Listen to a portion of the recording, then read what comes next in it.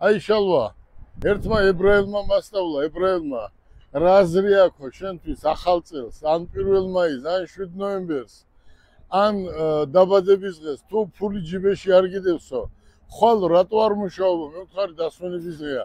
დასვენება მაშინ არის კარგი, როცა ფული გიდევს ჯიბეშიო. უყურე ბიჭებო, იცოდეთ ერთი რამ. აი ახალი წელია, ხო? და წარმოიდგინეთ დღეს, აი შეახედეთ ერთი ავტომობილი. აი უყურე მეორე ავტომობილი, მესამე ავტომობილი და მეოთხე ავტომობილი გაიყიდა, ხო? აი ახალი წელია დღეს. და რო არ გვემუშავა, ხო არ გაიყიდებოდა, ახლა წამოდი. ახლა იტყვიან ბედი, შენ თვითონ უნდა მოიყვანო, მოდი.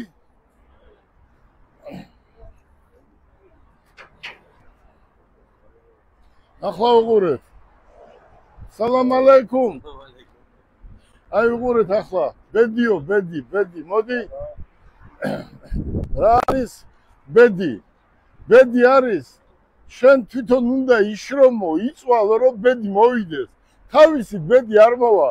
თუ დაიძინე შალვა, თუ დაიძინე 12 საათამდე არაფერი არ გექნება არასდროს. დილით ადრე უნდა ადგე. აი უყურე ახლა. დღეს რომელიმე ცენტრმა მიიღო მანქანა. ან გაყიდა, ხო წავედით. დავხვდით, შემოვიყვანეთ, ხო? მოდით, მოდი. მე ვერ ხვდები ჯეტურის რეკლამას ვიღაცა რო აკეთებს, ჩვენთვის აკეთებს. რა თქმა უნდა. აი მალადეს რა. აი ჯეტური. მე ხო ვთქვი, რომ იმდენი ჯეტური იქნება საქართველოში, რამდენიც საქართველოს დაჭირდება მეთქი. ახლა მინდა მოსახლეობას უთხრა, რომ აი უყურეთ. ახალი მოდელი ჰიბრიდის BYD-ები, ხო? ეს ხო ვაფშე ბომბა მანქანებია. მოდი აბა აქედან ვაჩვენოთ.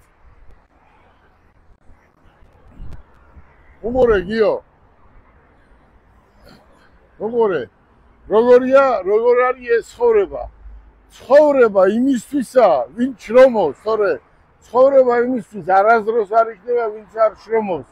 თუ გინდა მიღწევა უნდა იშრომო, ხო? დილით ადრე უნდა ადგე, აი რომელი საათია? 4:09 ზუსტად, ხო? 4 მანქანა გაიყიდა და ერთი ტრაილერი მანქანა უკვე კიდე შემოვიყვანეთ.